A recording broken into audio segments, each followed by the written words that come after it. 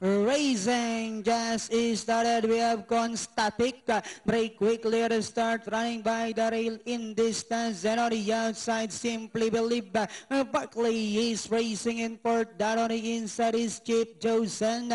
Outstanding in the middle portion. Then followed over by Maryland Dream. Then next online now is Chismosa. While entry number 9, Rosemary Blue, is the early trailer by about 12 lengths up the leader. We are in distance by about 4 lengths.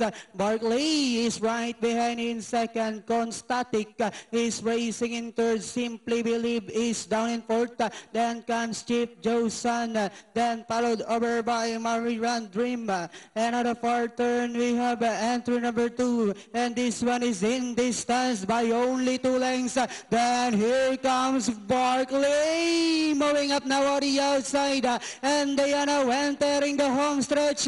We have Barkley now saying, it's my turn to take the lead in this test. Drasbeck in second, Constatic, Chismosa is on the outside. Last 100 meters, we have Barkley now racing away over Chismosa, and finally it's Barkley.